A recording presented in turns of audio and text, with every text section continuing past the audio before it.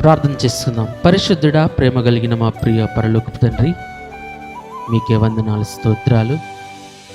ఈ రాత్రికాల సమయంలో ఇప్పటి వరకు కూడా పాటల ద్వారా నీ నామాన్ని మహిమపరచడానికి మాకు సహాయం చేసినందుకు వందనాలు. ఈరోజు ప్రభా నీ సన్నిధిలో మీ యొక్క వాక్యం వినటానికి మా యొక్క మనస్సులను మీరే సిద్ధపరచండి. మీ యొక్క వాక్యంలో ఉన్న లోతులను తెలుసుకోవటానికి సహాయం దయచేయండి. వినగలిగిన చెవులను, గ్రహించగలిగిన మనస్సులను మా అందరికీ దయచేయండి. మాలో ప్రతి ఒక్కరిని కూడా మీరు సంధించండి. మీ యొక్క వాక్యము వెల్లడి అగుట తోడనే వెలుగు కలుగునట్లు కృప దయచేయండి. వాక్యము ధారాళంగా రాకుండా అడ్డుపడే ప్రతి విధమైన సైతాను శక్తులను యేసుక్రీస్తు నామములో బంధిస్తున్నాం. నీ యొక్క హస్తమును మాతో కూడా ఉంచి నడిపించమని విశ్వాసములకు కర్తయు దాన్ని కొనసాగించువాడైన యేసుక్రీస్తు నామములో అడిగి వేడుకొంచు ప్రార్థిస్తున్నాము తండ్రి, ఆమేన్. కూడి వచ్చిన మీ అందరికీ కూడా ప్రభు అయిన యేసుక్రీస్తు నామములో నా యొక్క హృదయపూర్వకమైన వందనాలు. ఒక గొప్ప సైంటిస్టు ప్రయాణమై వెళ్తున్నాడు ట్రైన్లో. ఆ సైంటిస్ట్ గారు ప్రయాణమై వెళ్తూ ఉన్నప్పుడు టికెట్ కలెక్టర్ వచ్చాడు ట్రైన్లో. టికెట్ కలెక్టర్ వచ్చి ఆ సైంటిస్ట్ని చూసి, అయ్యా మీరు మాకు తెలుసు, మీరు ఈరోజు మా ట్రైన్లో ప్రయాణం చేయటం మాకు చాలా సంతోషంగా ఉంది అని ఆయనతో పరిచయం చేసుకున్నాడు. కొంతసేపు మాట్లాడిన తర్వాత, అయ్యా మీ టికెట్ ఉంటే చూపుతారా అని అంటే ఆయన తన టికెట్ కోసం జేబులో వెతుకుతున్నాడు, బ్యాగులో వెతుకుతున్నాడు, దొరకట్లేదు. అయితే ఆ టికెట్ కలెక్టర్ ఏమన్నాడంటే, అయ్యా మీరు తీసే ఉంటారులే, నేను ఇంకొక బోగికి వెళ్ళి వస్తాను, ఈలోపు వెతికి ఉంచండి అని చెప్పి ఆయన ఆ సైంటిస్ట్తో చెప్పి వెళ్ళాడు. మరలా వచ్చేటప్పటికి కూడా ఆయన వెతుకుతూనే ఉన్నాడు, ఇంకా దొరకలేదు టికెట్. దొరకకపోతే ఈయన అన్నాడు, అయ్యా మీరు తీసే ఉంటారు, మీరు మాకు తెలుసు, బాగా పేరెన్నిక గన్న సైంటిస్ట్ కాబట్టి మా అందరికీ తెలుసు, మీరు ఖచ్చితంగా టికెట్ తీసే ఉంటారు. అయితే ఇంకొక టికెట్ ఇస్తాను, మీరు ఎక్కడికి వెళ్ళాలో చెప్పండి, మీరు డబ్బులు ఇవ్వాల్సిన అవసరం లేదు అని చెప్పి టికెట్ కలెక్టర్ అన్నాడంట. అదేనయ్యా నా బాధ, నేను ఎక్కడికి వెళ్ళాలో ఆ టికెట్లో ఉంది, అదే నేను మర్చిపోయాను అన్నాడంట. హల్లెలూయా, హల్లెలూయా. దీని అర్థం ఏమిటి అంటే, దీనిని బిల్లీ గ్రాహం అనే ఒక గొప్ప సువార్థికుడి విషయం చెప్పాడు. మనము జీవించిన జీవితం గొప్ప జీవితం అయినా మనం వెళ్ళే గమ్యము మనకి తెలియకపోతే మన జీవితంలో ఎప్పుడూ కూడా దుఃఖమే మిగిలిద్ది. మనం వెళ్ళే ప్రాంతం ఏమిటి, మనం వెళుతున్న మార్గం ఏమిటి అనే విషయాలు తెలుసుకోవటం చాలా అవసరం. ఈ భూమి మీద చాలామంది తత్వవేత్తలు, చాలామంది కవులు, చాలామంది జ్ఞానులు, చాలామంది పేరెన్నిక కలిగిన వారు భూమి మీద జీవించి మరణించిన వారు ఉన్నారు. వారందరూ చెప్పిన మాటలు భూమి మీద సూర్యుని క్రింద ఏం జరుగుతుందో వాటిని ఆధారం చేసుకుని చెప్పారు. కానీ మన ప్రభు అయిన యేసుక్రీస్తు ఈ భూమి మీదకి వచ్చిన దగ్గర నుండి ఆయన చెప్పిన సంగతులు ఏమిటి అంటే, పరలోక రాజ్యం గురించి ఆయన చెప్పాడు, పరలోకపు సంగతుల గురించి ఆయన చెప్పాడు. బాప్తిస్మిచ్చి యోహాను ఆయన గురించి చెబుతూ, ఆయన పరలోకం నుండి వచ్చినవాడు, పరలోక సంబంధి, అందుకని ఆయన పరలోక రాజ్యం గురించి చెబుతున్నాడు, అందును బట్టి నేను సంతోషిస్తున్నాను అని చెప్పి ఆయన గురించి సాక్ష్యం ఇచ్చాడు. నేను ఎందుకని ఈ విషయాన్ని చెబుతూ ఉన్నానంటే, యేసు ప్రభు ఈ భూమి మీద జీవించినప్పుడు, ఈ భూమి మీద పరిచర్య చేసినప్పుడు ఆయన తన వాక్యాన్ని ప్రజలకు వినిపించాడు. ఆ తదుపరి అదే వాక్యాన్ని ముద్రించి మనందరికీ ఇచ్చారు. ఈ వాక్యము పరలోకపు సంగతులను మనకు తెలియజేస్తుంది. ఈ వాక్యము పరలోకానికి వెళ్ళే మార్గము మనకు తెలియజేస్తుంది. నేను చాలాసార్లు చెప్పాను, ఒక దైవజనుడు ఏమన్నాడంటే, పరలోకానికి వెళ్ళే మ్యాప్ బైబిల్ గ్రంథం. హల్లెలూయా. పరలోకానికి వెళ్ళే మ్యాప్ అంటే పటము, పరలోకానికి వెళ్ళే మార్గము ఈ యొక్క దేవుని యొక్క వాక్యం అని గొప్ప గొప్ప దైవజనులు చెప్పడం మనం చూస్తూ ఉన్నాం. కాబట్టి ఈ యొక్క వాక్యంలో ఉన్న విషయాలను మనం చాలా జాగ్రత్తగా అర్థం చేసుకున్నప్పుడు ఆ పరలోకపు సంగతులను, ఆ దేవుడు మనకిచ్చిన ఆ విషయాలను మనం తెలుసుకోవడానికి ఆవశ్యకత ఉంటుంది. యేసు ప్రభు ఈ భూమి మీద జీవించినప్పుడు అనేక ఉపమానాలు చెప్పాడు. అందులో కొన్ని ఉపమానాలను మనం ధ్యానం చేసాం గతంలో. ఈరోజు ఇంకొక ఉపమానాన్ని మనం చదువుకుందాం. మార్కు సువార్త 2వ అధ్యాయము 19, 20, 21 వచనాలు.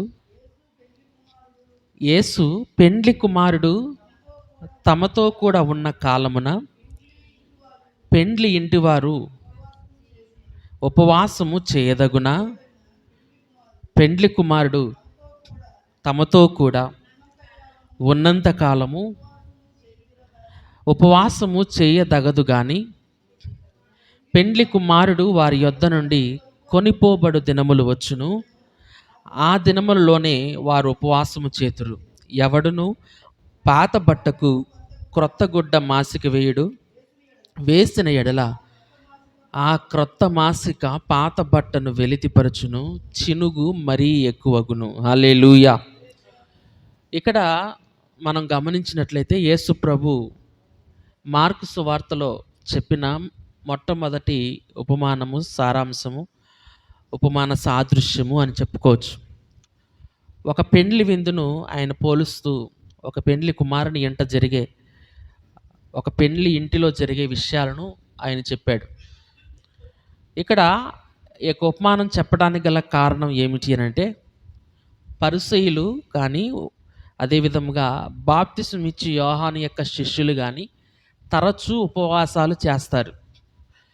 అందుకని వారు వచ్చి, యోహాను శిష్యులు కొంతమంది వచ్చి, మేమును పరిసయ్యులము ఉపవాసం చేస్తాము, మరి మీ శిష్యులు ఎందుకని ఉపవాసము చేయరు అని చెప్పి ఆయన అడగటం ప్రారంభించారు. ఆ సందర్భంలో ఆయన ఈ ఉపమానాన్ని చెప్పాడు. పెండ్లి కుమారుడు తమతో ఉన్న కాలమున పెండ్లి ఇంటి వారు ఉపవాసము చేయదగునా అని ఆయన అడిగాడు. దీని అర్థం ఏమిటి అని అంటే, యూదుల యొక్క పెళ్ళి 2 పద్ధతుల్లో ఉంటుందని నేను గతంలో మీకు కొన్నిసార్లు చెప్పాను. ఒకటి ప్రధానోత్సవం అయితే, రెండోది పెళ్ళి.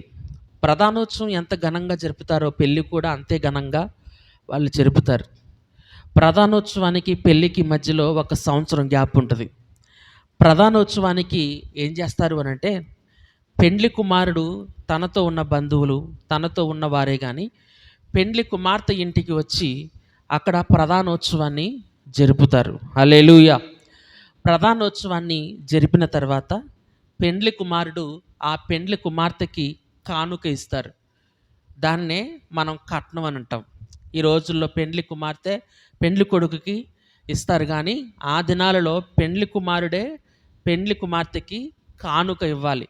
యూదుల యొక్క పెళ్ళి ఆచార ప్రకారము అతడు పెండ్లి కుమార్తెకి ఆ యొక్క కానుక ఇచ్చి, అతను వెళ్ళి పెండ్లి కుమార్తె కోసం, పెండ్లి కుమారుడు ఉండటం కోసం ఒక ఇల్లును తను కట్టుకోవాలి. ఒక స్థలాన్ని కొని ఆ స్థలంలో ఒక ఇల్లు కట్టుకుని, ఆ ఇంట్లో తనకు కాబోయే భార్య తను కూడా ఉండటానికి అన్నిటినీ కూడా సమకూర్చి ఆ తర్వాత వచ్చి పెండ్లి కుమార్తెని పెళ్లి చేసుకోవాలి.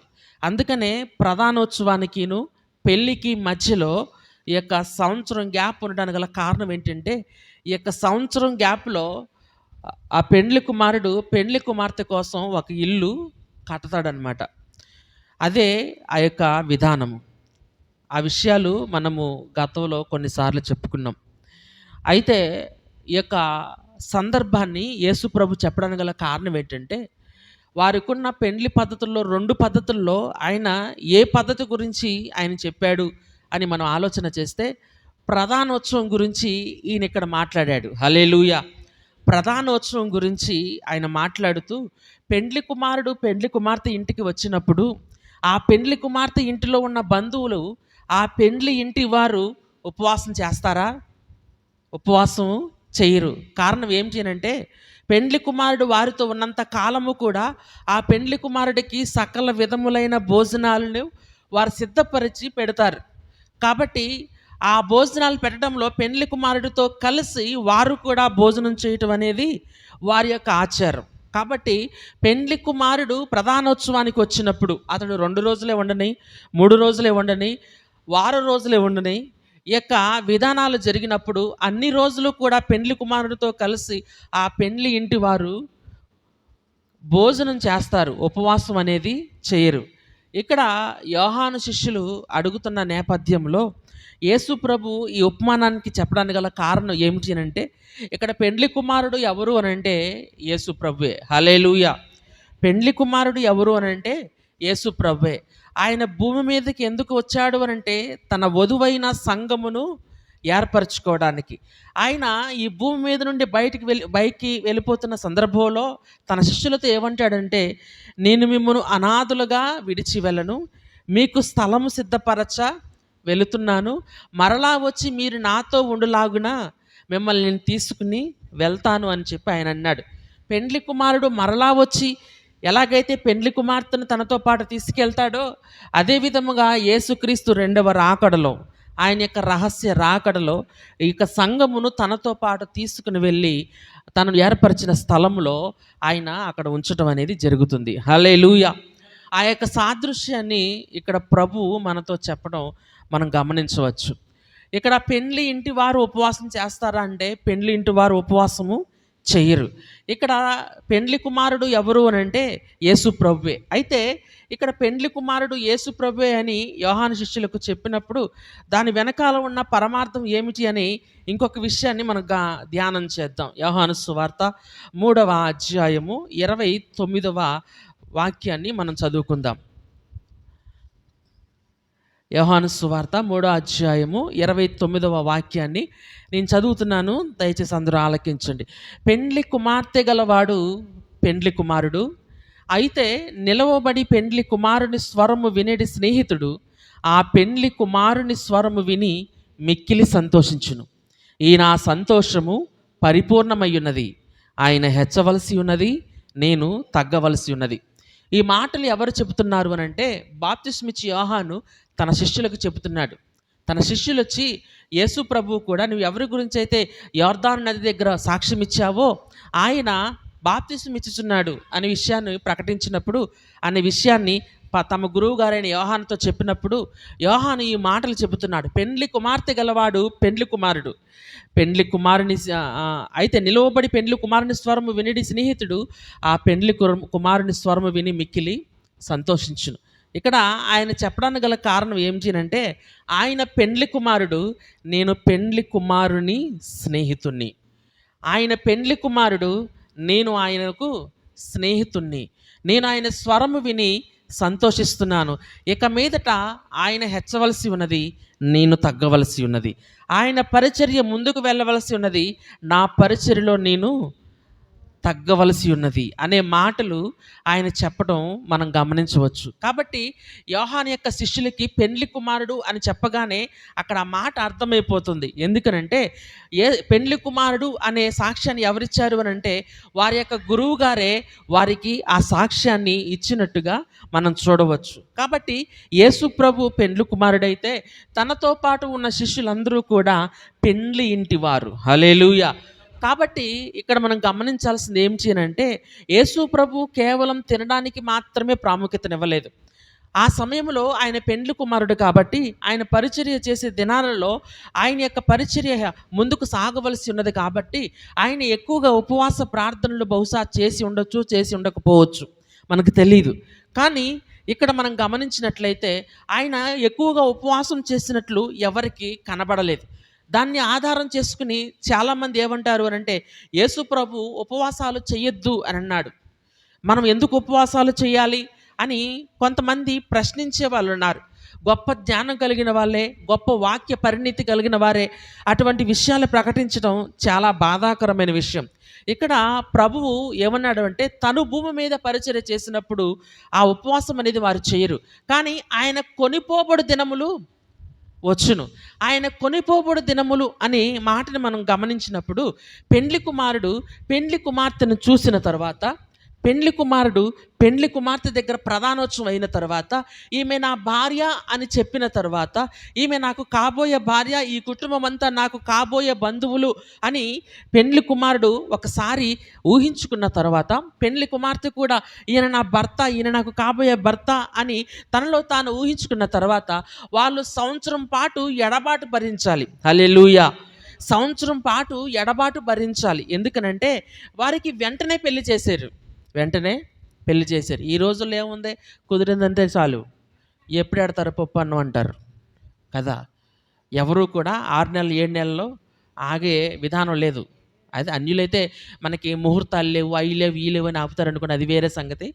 క్రైస్తవులు అయితే ఇవేం పట్టించుకున్న వారైతే కనుక వెంటనే మనకి అయిపోవాలి అనే ఉద్దేశాలు. కానీ ఆ రోజుల్లో ప్రధానోత్సవం అయిన తర్వాత ఒక సంవత్సరం దాకా పెండ్లి కుమారుడు పెండ్లి కుమార్తె దగ్గరికి వెళ్ళకూడదు, పెండ్లి కుమార్తె పెండ్లి కుమారుడి దగ్గరికి వెళ్ళకూడదు. ఈ యొక్క ఎడబాటు వారికి దుఃఖాన్ని కలిగిస్తుంది. హల్లెలూయా. కొనిపోబడు దినములు, పెండ్లి కుమారుడు కొనిపోబడినప్పుడు, పెండ్లి కుమారుడు వెళ్ళిపోయినప్పుడు పెండ్లి కుమార్తె ఇంటి వారికి దుఃఖం కలిగిద్ది. ఆ దినాలలో వాళ్ళు ఏం చేస్తారంటే, పెండ్లి కుమారుడు మరల వస్తాడు, ఆయన ఎప్పుడు వస్తాడో తెలియదు, పగలంతా అందరూ మెలుకునే ఉంటారు, కానీ రాత్రిళ్ళు అందరూ కూడా నిద్రపోయే సమయం. అందుకని వాళ్ళు ఏం చేస్తారంటే, పెండ్లి కుమార్తె ఇంటి వారు ఏం చేస్తారంటే, ఒక్కొక్క రాత్రి ఒక్కొక్కరు మెలకుగా ఉంటారు. హల్లెలూయా. ఒక్కొక్క రాత్రి ఒక్కొక్కరు మెలకుగా ఉంటారు. ఎందుకనో తెలుసా, పెండ్లి కుమారుడు ఈరోజు వస్తాడేమో, పెండ్లి కుమారుడు ఈరోజు వస్తాడేమో, పెండ్లి కుమారుడు ఈరోజు వస్తాడేమో అని ప్రతిరోజు కూడా ఎదురు చూస్తారు వాళ్ళు. హల్లెలూయా. హల్లెలూయా. అందుకే చాలామంది దైవజనులు ఏమంటారంటే, యూదుల యొక్క వివాహ పద్ధతిలో పెండ్లి కుమార్తె గలవారు డబ్బు విషయంలో పెద్దగా ఖర్చు అవ్వదంట వాళ్ళకి. డబ్బు విషయంలో పెద్దగా ఖర్చు అవ్వదు. కానీ ఈ యొక్క శ్రమ విషయంలోనే సంవత్సర కాలము పెండ్లి కుమారుడు కోసం ఎదురు చూడాలి. ఆయన ఎప్పుడు వస్తాడో తెలీదు, అక్కడి నుంచి ఆహ్వానం రాదు. మీరు ఈ యొక్క 5 బుద్ధి గల కన్యకులు 5 బుద్ధి లేని కన్యకలకు ఉపమానం చూసినప్పుడు మధ్యరాత్రి వేళ అందరూ కూడా నిద్రించుండగా ఒకడొచ్చి పెండ్లి కుమారుడు వస్తున్నాడని ఒక స్వరం వినిపిస్తాడు. ఆయన ఎవరు అని అంటే, ఆ రోజు అతను మెలకుగా ఉన్నవాడు అనమాట. హల్లెలూయా. ఆ రోజు అతనికి డ్యూటీ పడింది. ఆ డ్యూటీలో పెండ్లి కుమారుడు వస్తున్నట్టు చూశాడు. వెంటనే వచ్చి చెప్పాడు, ఇదిగో వచ్చేస్తున్నాడు, అందరు లేకండి. సిద్ధపడుతున్నారు వాళ్ళు. దేవుని నామానికి మహిమ కలుగును గాక. అలాగ మెలకుగా ఉండడానికి వాళ్ళు ఏం చేసేవారంటే, ఒక్కొక్కరు ఒక్కొక్క రోజు ఉపవాసం ఉండేవాళ్ళు మెలకుగా ఉండడానికి. మనం తిన్నప్పుడు వెంటనే నిద్ర వచ్చేస్తుంది కదా. ముందుగా భోజనం చేసినప్పుడు కొంచెం లోపల అది ఉండటం వల్ల కొంచెం మనం ముందుగా మత్తులోకి వెళ్ళిపోతూ ఉంటాం. అందుకని పెండ్లి కుమార్తె గలవారు, పెండ్లి కుమార్తె ఇంటివారు, పెండ్లి కుమారుడు ఎప్పుడు వస్తాడో తెలియదు కాబట్టి రోజుకొకరు ఉపవాసం ఉండి ఆ నైట్ అంతా కూడా జాగారం చేస్తారు. దేవుని నామానికి మహిమ కలుగును గాక. ఆ విషయాన్ని ఇక్కడ ప్రభు చెబుతున్నాడు. పెండ్లి ఇంటి వారు పెండ్లి కుమారుడు ఉన్నప్పుడు ఉపవాసం చేయరు, ఆయన కొనుపోపుడు దినములు వస్తాయి చూడండి, అప్పుడు వారు ఉపవాసం ఉంటారు. ఇప్పుడు యేసు ప్రభు మరణించి తిరిగి లేచి 40 రోజులు ఇక్కడ ఉండి ఆయన వెళ్ళిపోయాడు. కాబట్టి ఇప్పుడు మనం ఏం చేయాలి? ఉపవాసాలు చేయాలి. ఆయన వచ్చేంత వరకు కూడా మెలకువగా ఉండాలి. ఆయన వచ్చే సమయం మనకు తెలుసుకోవాలి. ప్రతిరోజు కూడా ఆయనతో సహవాసం చేసే పనిలో మనం ఉండటం అనేది జరిగించాలి. కాబట్టి ఈ ఉపమానాన్ని చెప్పడానికి గల ఉద్దేశం ఏమిటి అంటే, ఆయన వెళ్ళిపోయి మరలా రహస్య రాకడలో వచ్చినప్పుడు మనము ఆయనకి ఎదుర్కోవడానికి సిద్ధంగా ఉండడానికే ఆ యొక్క ఉపమానాన్ని చెప్పాడు. అయితే ఆయన రెండోది కూడా చెప్పాడు. ఇప్పుడు యోహాను శిష్యులు ఏమడిగారంటే, నీ శిష్యులు ఎందుకు ఉపవాసం చేయరు అన్నదానికి మొదటి సమాధానంగా ఇది చెప్పాడు. రెండోది ఏం చెప్పాడు అని అంటే, అసలు ఉపవాసము ఎందుకు చేయాలి, ఉపవాసము ఎందుకు చేయాలి అన్నదానికి జవాబుగా ఆయన ఏం చెప్పాడంటే, 21వ వచనంలో, మార్కు సువార్త 2వ అధ్యాయం 21వ వచనంలో, ఎవడును పాత బట్టకు క్రొత్త గుడ్డ మాసిక వేయుడు, వేసిన ఎడల ఆ క్రొత్త మాసిక పాత బట్టను వెలితిపరుచును, చినుగు మరీ ఎక్కువగును. గమనించాలి, పాత బట్ట క్రొత్త బట్ట అనే విషయాన్ని ఇక్కడ చెప్పినప్పుడు ఆయన 2 నిబంధనల గురించి మాట్లాడుతున్నాడు. పాత నిబంధన, క్రొత్త నిబంధన. పాత నిబంధనలో కూడా ఉపవాసం ఉంది, క్రొత్త నిబంధనలో కూడా ఉపవాసం ఉంది. పాత నిబంధనలో ఉపవాసము ఎందుకు చేస్తారు అనే విషయాన్ని ఒకసారి మనం చదువుదాం. లేవీ కాండము 16వ అధ్యాయము 29వ వచనం నుంచి. లేవీ కాండము 16వ అధ్యాయము 29వ వాక్యం నుండి చదువుదాం. నేను చదువుతున్నాను. ఇది మీకు నిత్యమైన కట్టడ, స్వదేశులు కానీ మీ మధ్య నుండి పరదేశులు కానీ మీరందరూ 7వ నెల 10వ నాడు ఏ పని అయినను చేయక మిమ్మును మీరు దుఃఖపరుచుకొనవలెను. ఎలయనగా మీరు యెహోవా సన్నిధిని మీ సమస్త పాపముల నుండి పవిత్రులగునట్లు ఆ దినమున మిమ్ము పవిత్రపరచునట్లు మీ నిమిత్తము ప్రాయశ్చిత్తము చేయబడెను. అది మీకు మహావిశ్రాంతి దినము. మిమ్మును మీరు దుఃఖపరచుకొని వెళ్ళను. ఇది మీ నిత్యమైన కట్టడ. ఇక్కడ ప్రభు వారికి ఆజ్ఞాపించింది ఏమిటి అంటే, వారి పాపముల నిమిత్తము ప్రాయశ్చిత్తము పొందినట్లు 7వ నెల 10వ రోజున వారు ఖచ్చితంగా ఉపవాసం ఉండాలి. అంటే దుఃఖపరచుకోవడం అని అంటే ఉపవాసం ఉండటం. దాని అర్థం అదే. దుఃఖపరుచుకోవడం అంటే ఉపవాసం ఉండటం. 7వ నెల 10వ రోజున ఖచ్చితముగా వారు ఉపవాసం ఉండి మహావిశ్రాంతి దినాన్ని వారు ఆచరించాలి అని చెప్పి దేవుని గ్రంథంలో పాత నిబంధనలో రాయబడటం మనం చూస్తున్నాం.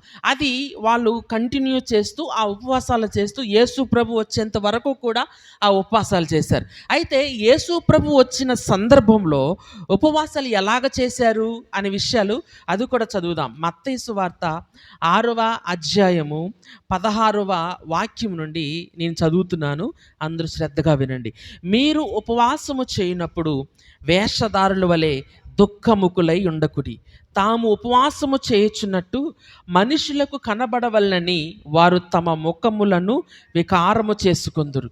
వారు తమ ఫలము పొంది ఉన్నారని నిశ్చయముగా మీతో చెప్పుచున్నాను. ఉపవాసము చేయుచున్నట్టు మనుషులకు కనబడవలనని కాక రహస్యమందున నీ తండ్రికే కనబడవలనని నీవు ఉపవాసము చేయనప్పుడు నీ తల అంటుకుని నీ ముఖము కడుగుకొనుము. లేవి కాండంలో ఎందుకు ఉపవాసం చేయమన్నాడు అనంటే, ఎందుకు దుఃఖపరుచుకోమన్నాడు అనంటే, వారి పాపముల నుండి ప్రాయశ్చిత్తము పొందుతారు కాబట్టి దాని నిమిత్తము వారి పాపముల నిమిత్తము వారు దుఃఖపడి బూడిద వేసుకుని గోనెపట్ట కట్టుకుని దేవుని సన్నిధిలో మహావిశ్రాంతి దినాన్ని వారు ఆచరించాలి. కానీ అది ఉండి కొలది, అది కంటిన్యూ అయ్యే కొలది యేసు ప్రభు సమయానికి వచ్చేటప్పటికి అది ఎలాగ తయారయ్యింది అని అంటే, వాళ్ళు మనుషుల కోసం ఉపవాసం ఉండడం ప్రారంభించారు. హల్లెలూయా. మనుషుల కోసం ఉపవాసం ఉండడం ప్రారంభించారు. మనుషులకు కనబడాలని ఉపవాసం ఉండడానికి వారు ప్రారంభించారు. మనుషులలో వారు ఘనత పొందుకోవాలి అని ఉపవాసం ఉండడం ప్రారంభించారు. అంటే మీరు సుంకరి పరిసయ్యుని ప్రార్థన మీరు వింటే గనక, పరిసయ్యుడు అంటాడు, నేను వారమునకు 2 మార్లు ఉపవాసము ఉంటున్నాను అని చెప్పి తన గురించి తాను చెప్పుకుంటున్నాడు. అంటే ఆయన ఉపవాసము ఎందుకని చేస్తున్నాడు అని అంటే, దేవుని సన్నిధిలో ఆయన గురించి ఆయన చెప్పుకోవడానికి ఉపవాసం ఉంటున్నాడు. ఇక్కడ ప్రభు ఏమంటున్నాడంటే, మీరు వేషధారుల వలె ఉపవాసము చేయవద్దు అని చెప్పి ఆయన చెబుతున్నాడు. మరి యెషయా గ్రంథంలో ఇంకొక ఉపవాసాన్ని రాశారు. అది దేవునికి ఇష్టమైన ఉపవాసం అంట. ఒకసారి దాని గురించి కూడా మనం చదువుదాము. యెషయా గ్రంథము 58వ అధ్యాయము 6వ వచనం నుంచి నేను చదువుతున్నాను. దుర్మార్గులు కట్టిన కట్లను విపుటయు, కాడిమాను మోకులు తీయుటయు, బాధింపబడిన వారిని విడిపించుటయు, ప్రతి కాడిని విరగగొట్టుటయు నేను ఏర్పరచుకున్న ఉపవాసము కదా. నీ ఆహారము ఆకలిగొనిన వారికి పెట్టుటయు, నీ రక్త సంబంధికి ముఖము తప్పింపకునుటయు, దిక్కుమాలిన బేదలను నీ ఇంట చేర్చుకునుటయు, వస్త్రహీనుడు నీకు కనబడినప్పుడు వానికి వస్త్రములిచ్చుటయు, ఇదే కదా నాకు ఇష్టమైన ఉపవాసము. అలాగున నీవు చేసిన ఎడల నీ వెలుగు వేకువ చుక్కు వలె ఉదయించును, స్వస్థత నీకు శీఘ్రముగా లభించును, నీ నీతి నీ ముందర నడుచును. యెహోవా మహిమ నీ సైన్యపు వెనుకటి భాగమున కావలి కాయును. హల్లెలూయా. యేసయ్య లేకపోతే దేవుడు ఆయన తనకిష్టమైన ఉపవాసాన్ని గురించి ఇక్కడ రాశారు. గమనించాలి. ఇశ్రాయేలీయులకు ఉపవాసం ఉండమని చెప్పిన ఉపవాసము, అలాగే వారు తమను ఉపవాసమును వారికి ఇష్టమైనట్టుగా మార్చుకున్న ఉపవాసమని మనం చదివాము. అదేవిధంగా ఇప్పుడు మనం ఏం చదువుతున్నామంటే, దేవునికి ఇష్టమైన ఉపవాసం అంట. ఏంటి ఆ ఉపవాసము? దుర్మార్గులు కట్టిన కట్లను విప్పడం. కట్టిన కట్ల నుండి విప్పబడాలి. హల్లెలూయా. దుర్మార్గులు అంటే దురాత్మలు అనుకోండి. దురాత్మలు కట్టిన కట్ల నుండి మీకు విడుదల కావాలి అంటే మీరు ఏం చేయాలి? ఉపవాసం ఉండి ప్రార్థన చేయాలి అని చెప్పి ఇక్కడ రాయబడుతున్నది. దేవుని నామానికి మహిమ కలుగును గాక. కాడిమాను మోకులు తీయుటయు, బాధింపబడిన వారిని విడిపించుటయు, ప్రతి కాడిని విరగగొట్టుటయు, ఇవన్నీ కూడా ఆయన ఏర్పరచుకున్న ఉపవాసం అయితే ఆయన 7వ వచనం నుంచి ఈ మాట అంటున్నాడు. నీ ఆహారము ఆకలి గొనిన వారికి పెట్టుటయు, నీ రక్త సంబంధికి ముఖము తప్పింపకొనుటయు. గమనించాలి, చాలామంది ఉపవాసం చేసేటప్పుడు ఎలా చేస్తారంటే, తాము ప్రతిరోజు కూడా ఉపవాసం చేస్తున్నప్పుడు ఏ ఆహారాన్ని అయితే తాము వండుకోవాల్సి వస్తుందో ఆ ఆహారాన్ని ఎవరికైనా బేదలకు పెట్టడం వారి యొక్క ఆనవాయితీ. బైబిల్ గ్రంథంలో కూడా యేసు ప్రభు యొక్క చెప్పిన ఉపమానాల్లో, యేసు ప్రభు యొక్క చెప్పిన ఉపవాసాల్లో అది కూడా ఒకటి. హల్లెలూయా. మనం ఉపవాసం ఉంటున్నప్పుడు కేవలం తిండి మానేయడమే కాదు, ఎవరికైతే ఆహారము అవసరమై ఉన్నదో వారికి ఆహారము పెట్టడం అనేది దేవుడికి ఇష్టమైన ఉపవాసం. దేవుడి నామానికి మహిమ కలుగును గాక. అంతేకాదు, నీ రక్త సంబంధికి ముఖము తిప్పుకొనకుండుటయు. చాలా రోజుల క్రితం నేను ఒక మాట విన్నాను ఒక ఆయన దగ్గర. నాకు దేవుడంటే చాలా ఇష్టం అండి, నాకు దేవునిలో కొనసాగడం అంటే చాలా ఇష్టం అండి, ఎక్కడ ప్రార్థన ఉంటే అక్కడికి వెళ్ళిపోతానండి, ఎక్కడ కూడికలు జరిగితే అక్కడికి నేను పిలవకపోయినా సరే నేను వెళ్తానండి అని అంటే, ఆ మాటల మధ్యలో ఆయన చెప్పిన భావం ఏమిటంటే, వాళ్ళ అన్నయ్య అంటే అస్సలు ఇష్టం లేదంట అతనికి. వాళ్ళ అన్నయ్య అంటే అస్సలు ఇష్టం లేదు, అస్సలు మాట్లాడంట, ఎప్పుడూ కూడా మాట్లాడి. ఇక్కడ రాయబడిన మాట ఏంటో తెలుసా? నీ రక్త సంబంధికి ముఖము తప్పింపకుండుటయు. వాళ్ళ అన్నయ్యేమో అన్యుడు, ఈయనేమో క్రైస్తవుడు. ఈయన క్రైస్తవుడు అయ్యుండి దేవుణ్ణి ప్రేమిస్తున్నాడు, క్రైస్తవుడు అయ్యుండి దేవునితో కొనసాగడానికి ఇష్టపడుతున్నాడు, క్రైస్తవుడు అయ్యుండి ప్రార్థనలో కొనసాగడానికి ఇష్టపడుతున్నాడు. కానీ తన సహోదరుని ప్రేమించే విషయంలో మాత్రం ఆయన వెనకంజలో ఉన్నాడు. అందుకే యోహాను పత్రికలో యోహాను ఏమంటాడు అని అంటే, నేను దేవుణ్ణి ప్రేమించుతున్నానని చెప్పి నీ సహోదరుని ద్వేషించిన ఎడల నీవు అబద్ధీకుడవే అనే మాట మాట్లాడతాడు. నీ సహోదరుడు క్రైస్తవుడైనా, నీ సహోదరుడు అన్యుడైనా, నీవు దేవుణ్ణి ప్రేమిస్తే నీ సహోదరుని కూడా ప్రేమించాలి అనే విషయం ఆయన చెబుతూ ఉన్నాడు. ఇప్పుడు చూడండి, మనము ఉపవాసం ఉండినప్పుడు మన సహోదరులను మనం ద్వేషించిన ఎడల, లేకపోతే మన సహోదరుల పట్ల మనకి ద్వేషభావము ఉన్న ఎడల, మన చేసిన ఉపవాసము కూడా దేవుని సన్నిధికి ఎప్పుడూ చేరదు, ఎప్పుడూ కూడా వెళ్ళదు. తర్వాత చూడండి, దిక్కుమాలిన బేదలను నీ ఇంట చేర్చుకునుటయు, వస్త్రహీనుడు నీకు కనబడినప్పుడు వానికి వస్త్రములు ఇచ్చుటయు. దేవుడి నామానికి మహిమ కలుగును గాక. వీటినన్నిటినీ కూడా మీరు చేసినప్పుడు అది నాకు ఇష్టమైన ఉపవాసము అని చెప్పి ఆయన చెప్తున్నాడు. మరి ఇటువంటి ఉపవాసాన్ని మనం చేయగలమా? అంటే క్రొత్త నిబంధన సంఘములో కొన్నిసార్లు ఆ విషయాలు జరగడం మనం చూస్తూ ఉన్నాం. ఒకసారి అపోస్తుల కార్యము 13వ అధ్యాయము, 13వ అధ్యాయము 2వ వచనం నుంచి చదువుదాం.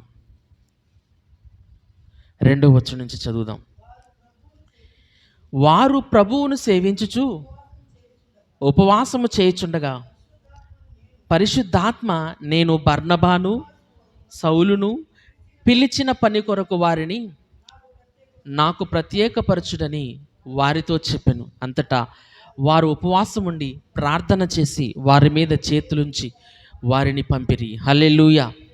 ఇక్కడ చూడండి, ఇక్కడ క్రొత్త నిబంధన సంఘం ఏర్పాటైన తర్వాత వాళ్ళు ఉపవాసం ఉంటున్నప్పుడు పరిశుద్ధాత్ముడు వారితో మాట్లాడి, నేను బర్నబాను సౌలును పిలిచిన పని కొరకు ప్రత్యేకపరచుడని వారితో చెప్పినప్పుడు వారు ఉపవాసం ఉండి వారి మీద చేతులుంచి ప్రార్థించి ఆ పని కోసం వారిని పంపించారు.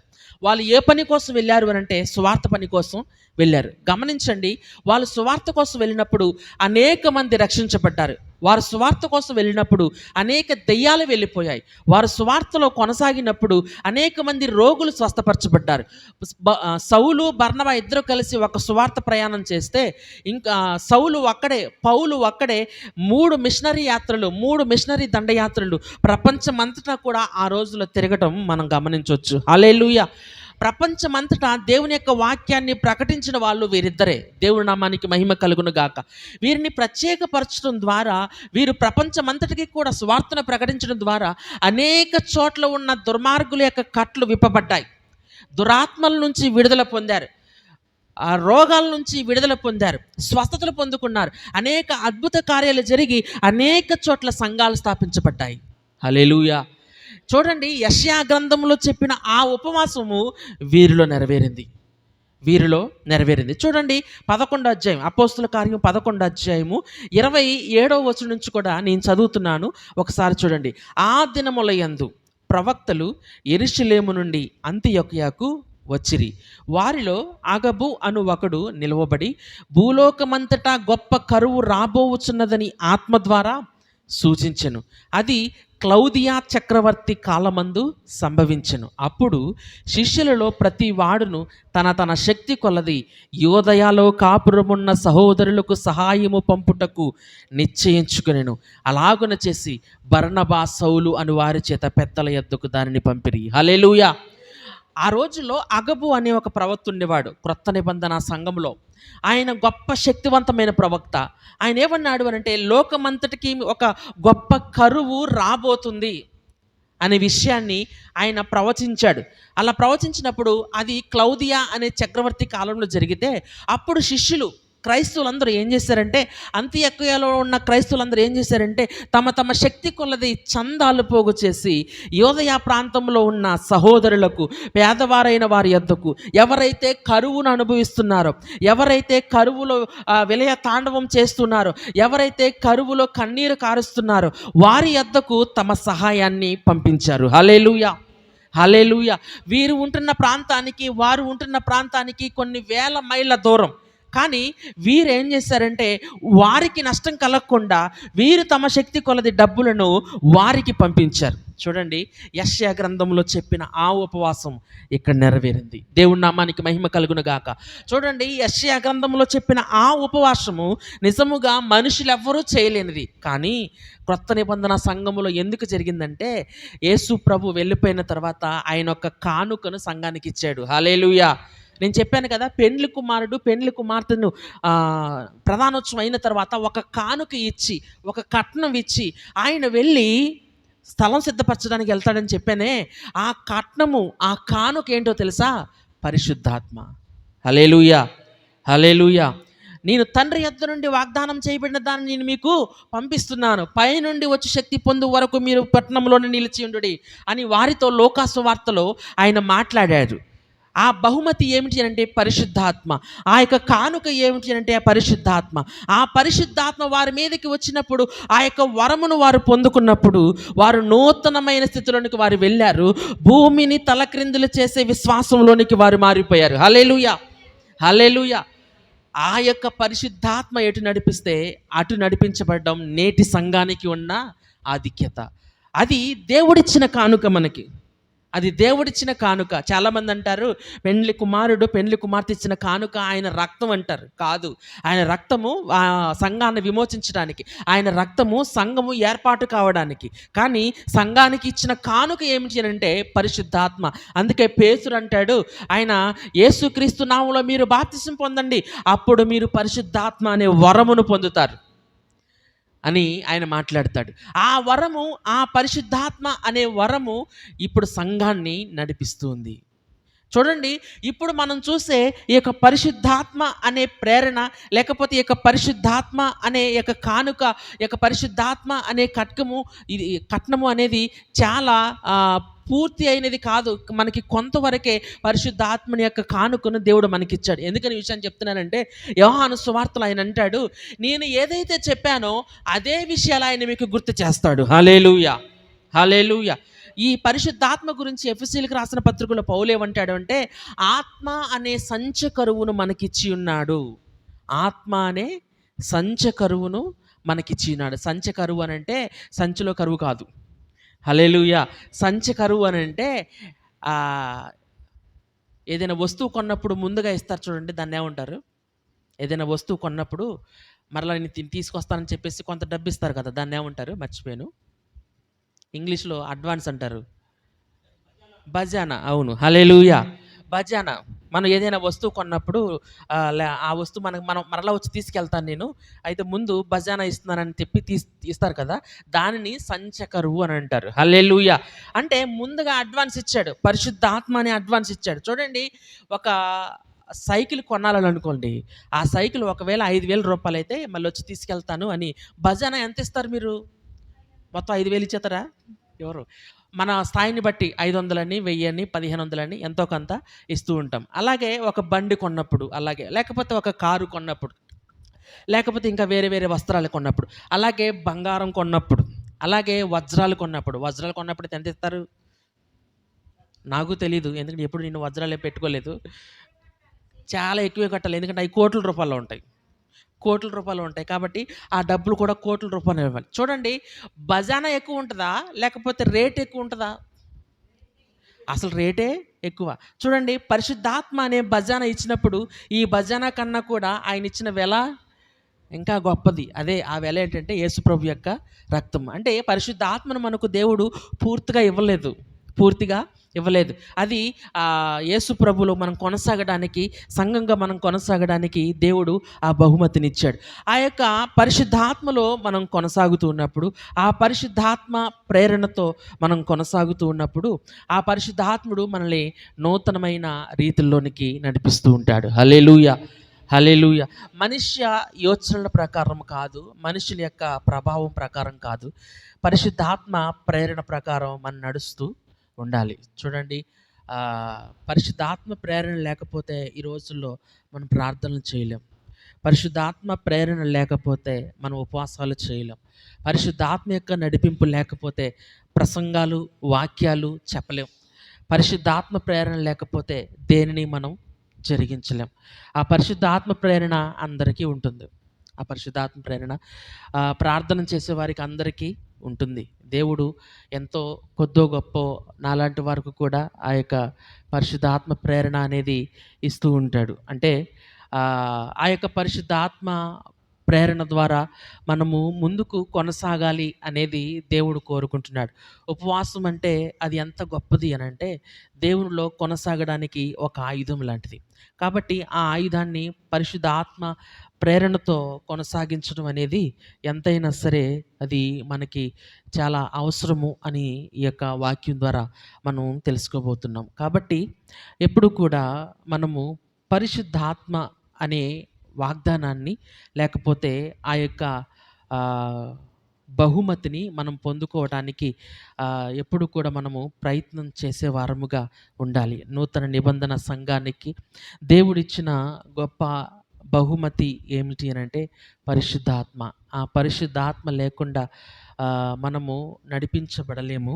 పెండ్లి కుమారుని యొక్క రాకడ వరకు కూడా మనము ఈ యొక్క పరిశుద్ధాత్మని కలిగి ఉండేవారముగా ఉండాలి. ఆయన రెండవసారి రహస్య రాకడ అనేది ఉంటుంది అని దేవుని యొక్క వాక్యంలో రాయబడి ఉంది. రెండవసారి ఆయన పూర్తిగా వచ్చినప్పుడు తన రాజ్యంతో పాటు రాబోతూ ఉన్నాడు. కానీ దానికి ముందు ఆయన తన సంఘాన్ని తన దగ్గరికి తీసుకుని వెళ్ళబోతున్నాడు. ఇది డైరెక్ట్‌గా లేకపోయినా, అంటే ఆహ్, అక్షరార్థంగా లేకపోయినా దేవుని యొక్క వాక్యాన్ని చదివినప్పుడు మనము దానిని తెలుసుకోవడానికి అవకాశం ఉంటుంది. నేను ఈ విషయాలను ఎందుకని చెబుతూ ఉన్నాను అనంటే, మనము సంఘముగా కూడుకుంటూ ఉన్నప్పుడు పరిశుద్ధాత్మ ప్రేరణతో ఏ పనైనా సరే చేయవలసిన వారమై ఉన్నాం. కొన్ని సందర్భాల్లో పరిశుద్ధాత్మ ప్రేరణ వచ్చినప్పుడు అందరికీ చెప్పడానికి అవకాశం ఉండదు. ఒక్కొక్కసారి సొంతంగా నిర్ణయాలు తీసుకోవాల్సిన సందర్భాలు వస్తూ ఉంటాయి. అటువంటి విషయాలు మనం గమనించాలి. మనకి ఈరోజు ఆర్థికంగా బాగున్నామనో, లేకపోతే ఆర్థికంగా బాగోలేదనో అని చెప్పి పరిశుద్ధాత్ముడు వెనకడుగు వేయడు ఎప్పుడు కూడా. ఒకసారి నేనొక విషయాన్ని చెప్పాను. ఇద్దరు అన్నా చెల్లెళ్ళు సిక్కు మతానికి చెందిన వాళ్ళు మారు మనసు పొందారు. వాళ్ళ జీవితంలో వాళ్ళు పెళ్లి చేసుకోలేదు. అన్నా చెల్లెలు ఇద్దరు పెళ్లి చేసుకోలేదు. దేవుని యొక్క సువార్తని ప్రకటిస్తూ వచ్చారు. అయితే ఒకసారి వాళ్ళు ఒక గుహలో ఉంటూ ఉండగా ఆ గుహలోనికి ఒక అడుక్కునే వ్యక్తి వచ్చాడంట. అప్పటికి వారి దగ్గర రూ. 1 మాత్రమే ఉంది. రూ. 1 మాత్రమే ఉంది. ఉంటే ఆ రూపాయి అయినా బైబిల్‌లో ఉంది. ఆ రూపాయి తీసుకొని ఆ అన్నయ్య అన్న చెల్లిలో ఆ అన్నయ్య చెల్లికి ఆకలిగా ఉంది. ఏదో ఒక రొట్టె కొందామని చెప్పి ఆ రూపాయి తీసుకొని ఆయన వెళ్ళిపోతున్నప్పుడు ఈలోపు అడుక్కునేవాడొచ్చాడు. వచ్చి "అమ్మా ఏదైనా ఉంటే నాకు పెట్టండి" అని చెప్పేసి. దేవుని వాక్యంలో రాయబడి ఉంది కదా! మిమ్మల్ని అప్పు అడుగు వారిని యొద్ద నుండి నీ ముఖము తిప్పుకోవద్దు అనే విషయాన్ని వాళ్ళు జ్ఞాపకం చేసుకొని ఏం చేద్దాం అని చెప్పేసి అనుకుంటే ఆహ్, ఆ రూపాయి ఇచ్చే అన్నయ్య మనకి మంచినీళ్ళు ఉన్నాయి కదా! అయి తాగి బతుకుదాం అని చెప్పేసి వాళ్ళు నిర్ణయం తీసుకున్నారు. హల్లెలూయా! వెంటనే ఆ రూపాయి ఆ అడుక్కునేవాడికి ఇచ్చేశారు. ఇచ్చేసిన తర్వాత వీళ్ళు లోపలికెళ్ళి వెనక్కి తిరిగి చూస్తే ఆ అడుక్కునేవాడు లేడు. దరిదాపుల్లో వెతికారు. ఆ అడుక్కునేవాడు ఎక్కడా కూడా కనబడలేదు. ప్రభువే తన దేవదూతలను పంపించి వారికి అలాగా ఇస్తారా లేదా అని పరీక్షించడానికి తన దేవదూతల్ని పంపించినట్టు వారు అర్థం చేసుకున్నారు. హల్లెలూయా! నేను ఈ విషయాన్ని ఎందుకని చెబుతూ ఉన్నానంటే, పరిశుద్ధాత్ముడు మనల్ని ప్రేరేపించినప్పుడు, పరిశుద్ధాత్మ ప్రేరణ ప్రకారం వెళ్ళినప్పుడు మనము మనుషులకు చెప్పాలి అని, లేకపోతే మన చుట్టూ ఉన్న వాళ్ళకి చెప్పాలి అనే ఒక ఆలోచన కూడా కొన్ని సందర్భాలలో ఉండదు. మా ఆత్మీయ తండ్రి గారు, మా ఆత్మీయ తల్లి గారు అటువంటి భక్తిని మాకు నేర్పించారు. కొన్ని సందర్భాలలో అది కొంతమందికి చెప్పే విధానంగా ఉండదు. లేకపోయినా సరే వాటిని నడిపించే సందర్భాల్లో మేము కలిగి ఉంటాం. కాబట్టి ఎప్పుడూ కూడా పరిశుద్ధాత్మ ప్రేరణతో మనం నడిపించడానికి ఇష్టపడదాం. ఈ కొద్ది మాటలు దేవుడు దీవించునుగాక. అందరూ కూడా మోకరించండి, ప్రార్థన చేసుకుందాం. దేవా నీకు స్తోత్రం. పెండ్లి కుమారుడు, పెండ్లి కుమార్తె ఇంటి దగ్గర ఉన్నప్పుడు పెండ్లి ఇంటి వారు ఉపవాసం చేయరు. ఆ విషయాన్ని ఈరోజు మనం ధ్యానం చేసాం. యేసుప్రభు దినాలలో శిష్యులు అధికంగా ఉపవాస ప్రార్థనలు చేయలేదు కానీ, యేసుప్రభు కొనిపోబడిన తర్వాత వారు ఉపవాస ప్రార్థనలో అనేక సార్లు పాల్గొని, అనేక సార్లు ఉపవాసాల ద్వారా ఎంతోమందిని విడిపించిన సంగతి మనకు అర్థమవుతుంది. మనము కూడా ఉపవాసాలలో అటువంటి స్థాయికి వెళ్ళాలి అనంటే, ఆయన ఇచ్చిన బహుమానం పరిశుద్ధాత్మ అనే బహుమానాన్ని మనం పొందుకొని, ఆ పరిశుద్ధాత్మ ప్రేరణ ద్వారా మనం ముందుకు వెళ్ళాల్సిన అవసరతలు ఉంటూ ఉంటాయి. ఆ పరిశుద్ధాత్మ ఆలోచనలకు మనల్ని మనం సమర్పించుకుందాం. సంఘంతో పరిశుద్ధాత్ముడు అంటున్నాడు, నేను బర్నబాను, సౌలును ఏర్పరచుకున్న పని కొరకు నాకు ప్రత్యేకపరచుడి. పరిశుద్ధాత్ముడే స్వయంగా సంఘంతో మాట్లాడుతున్నాడు. నా పరిచర్య కోసం మనుషులను మీరు ప్రత్యేకపరచండి. నా పరిచర్యను కొనసాగించడం కోసం మనుషులను ప్రత్యేకపరచండి. పరిశుద్ధాత్మ యొక్క ఉద్దేశం ఏమిటి అనంటే, మనము రోజంతా తిని తిరగటము కాదు గానీ, ఆయన యొక్క పరిచర్య చేయటము ఆయన యొక్క ఉద్దేశమైనది. ఆయన యొక్క పరిచర్య జరిగించటానికి ఆయన మనల్ని పురిగొల్పుతూ ఉన్నాడు. మనం జీవించుచున్న ఈ దినాలలో ఎప్పుడూ కూడా ఆయన యొక్క పరిచర్యలో ముందుకు కొనసాగటానికి మనల్ని మనం సమర్పించుకుందాం. పరిశుద్ధాత్ముడా మీరు మాలో నిండండి. పరిశుద్ధాత్ముడా మీరు మాలో ఉండండి. అయా నూతనమైన హృదయమును మాకు దయచేయండి. కట్టబడిన కట్ల నుండి తండ్రి విడిపించబడ్డానికి, తండ్రి కాడి మాను కట్లను ప్రభా తెగగొట్టడానికి దేవా మీరే మాలో ఉండి మమ్మల్ని నడిపించమని, దీవించి ఆశీర్వదించమని, మాలో ప్రతి ఒక్కరిని మీరు సంధించమని ప్రార్థిస్తున్నాం. ఈ రాత్రికాల సమయంలో విన్న ఈ యొక్క వాక్యమును ప్రభా విడిచిపెట్టకుండా ఆ వాక్య ప్రకారం మేము జీవించడానికి మా అందరికీ కూడా సహాయము చేసి మమ్మల్ని నడిపించమని, దీవించి ఆశీర్వదించమని, విశ్వాసములకు కర్తయు దాన్ని కొనసాగించువాడైన యేసుక్రీస్తు నామములో అడిగి వేడుకొనుచు ప్రార్థిస్తున్నాము తండ్రి. ప్రభు యేసు రక్తమునకు జయము, అపవాది క్రియలకు లయం. ప్రభు యేసు రక్తమునకు జయము, అపవాది క్రియలకు లయం. ప్రభు యేసు రక్తమునకు సంపూర్ణ విజయము, అపవాది క్రియలకు అనంత నాశనం. తండ్రి అయిన దేవుని యొక్క ప్రేమ, కుమారుడైన యేసుక్రీస్తు వారి యొక్క కృప, పరిశుద్ధాత్మకి నిత్య అన్యోన్య సహవాస సమాధానం ఇప్పుడును ఎల్లప్పుడూ సదాకాలం మనకందరికీ తోడుగా ఉండి నడిపించునుగాక.